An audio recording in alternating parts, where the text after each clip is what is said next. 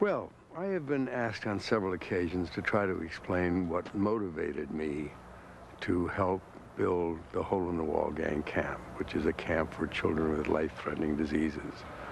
I wish I could claim that it had come from some extraordinary religious experience, an epiphany of some kind, but it didn't. I was trying to acknowledge, I think, luck. What an important part it has played in my life, the benevolence of it, and the brutality of it in the lives of some children. We are approaching our 7th year, and the children who have been there will testify that it is a place that they live for. And the adults who work there will also announce that it is a place where they have found comfort and delight in being in the service of other people.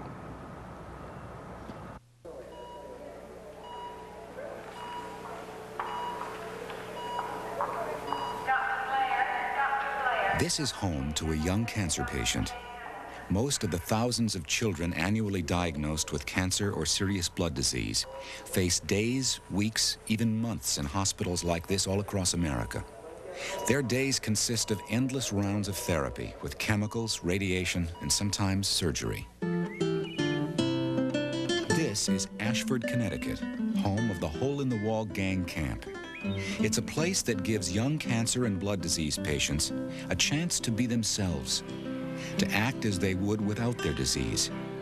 Or in the words of founder Paul Newman, a place for them to kick back, relax, and raise a little hell. Take one. Now listen to it. Nestled deep in the woods, the camp is a non-profit center dedicated to providing young, seriously ill children with the best of both worlds. An old-fashioned campfire-burning, marshmallow-roasting camping experience combined with modern medical care just steps away. We made a field trip to Ashford, to this site. At the time, it was really almost totally undeveloped. Land was bought in September of '86. Construction began in earnest in September '87. In 9.5 months, 31 buildings, infrastructure, electricity, sewers, roads, everything was done. And we had our first group of campers in June 1988. So we went from a gleam in Paul Newman's eye to a reality in less than 2 years. Building the camp was one thing. Getting people to believe in it was another. Well, we recognized that unless we had a medical presence that was credible and competent, that physicians and parents wouldn't let their children, their vulnerable children, go to camp. So we have a physician, at least one physician or 2 physicians at all times, a couple of well-trained and skillful nurses. We administer chemotherapy. We've given blood transfusions and platelet transfusions. We've administered intravenous medications. Really not the sort of thing you see in the infirmary of the ordinary camp. Having said that, I'd say that we also realize that the children aren't here for therapy, they're here for fun. And so we've kept deliberately the medical presence unobtrusive. We're there, but we're in the background. And if you don't notice us, we're doing our job. 2 weeks. An eye blink for most children. But for kids with cancer, it's a rare chance to put aside their disease and get back to the business of just being kids. Of course, counselors can help out too with their own special skills. One more time.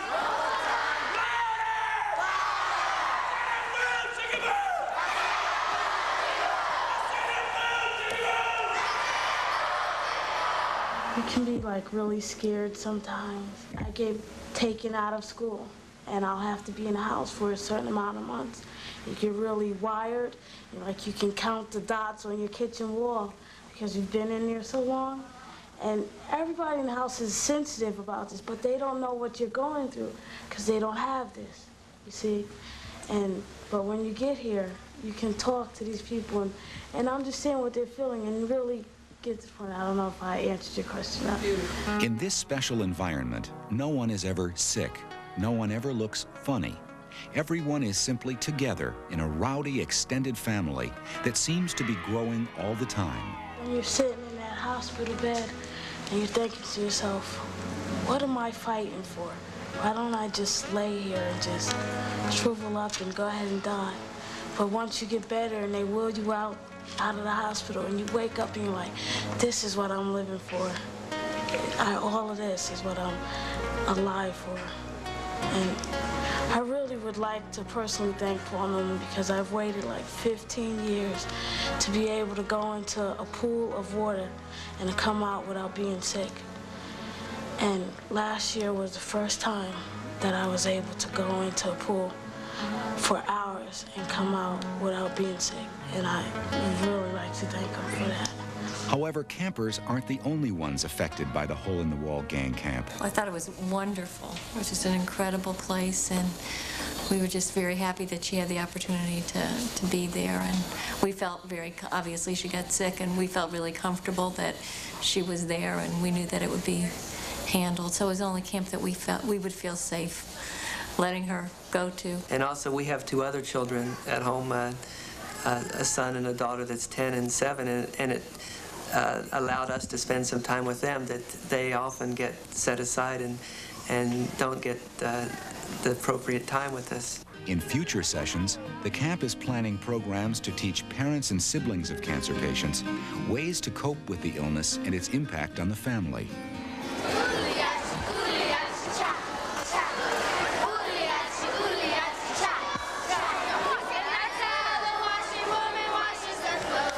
Jason, when he goes through hard times, because I think he's still going through chemo, well, when he's going through hard times at camp, me and Kenny try to help him out the best we can. Yeah.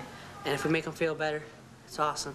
Then if we don't, then we still try. We keep on trying. And since cancer knows no boundaries, children from several European countries were invited to participate. And once they arrived, shook off jet lag with a speed most seasoned tourists would envy. We arrived at 2 o'clock in the morning, and Beth, who's one of the girls in our group, was at the polar bear swim at 7 o'clock in the morning. The children are so much more relaxed. Some of the children physically actually look better. I mean, 1 or 2 of the kids who'd been quite pale on Sunday when we set off have a bloom, and really do have a bloom in their cheeks. Just play and have fun.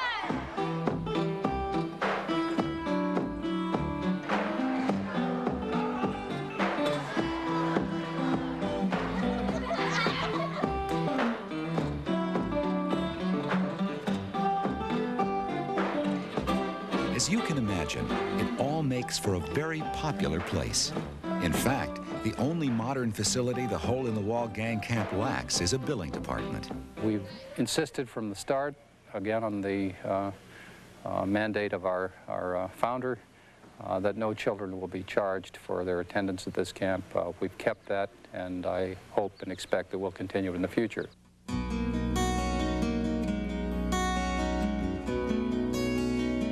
Along with good times and good memories, another kind of healing takes place here, in areas most parents and pediatricians would never think to look.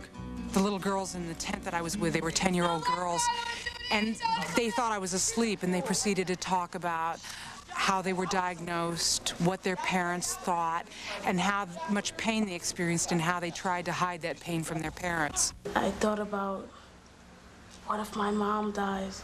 Who's gonna take care of me?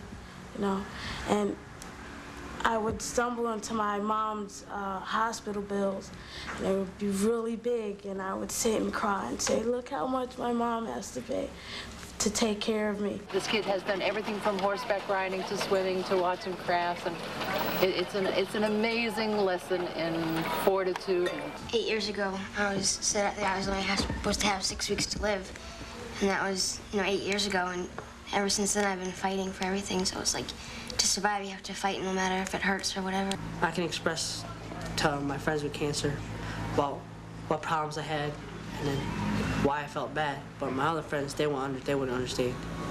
The thunder and lightning gave voice to the night. The little lame child cried aloud in her fright. At the end of every session, a poignant ceremony takes place that perhaps crystallizes the camping experience. The campers write down the fears they most want to conquer on pieces of paper, black, so no one else can see, then cast them into a fire. Some of the fears are common to any patient who has ever checked into a hospital. Some are more serious. And for many, it's the deepest fear of all. Not to die.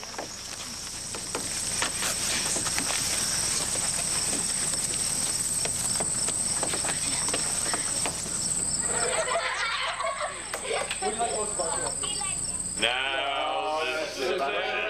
Hear a tale of faithful trip that started from this tiny port aboard this tiny ship. The mate was a mighty sailing man, the skipper brave and sure. 5 passengers set sail that day for a 3-hour tour. A 3-hour tour. The weather started getting rough. The tiny ship was tossed. If not for the skirt of the fearless crew, the minnow would be lost. The minnow would be lost. The ship got drowned on the shore of this uncharted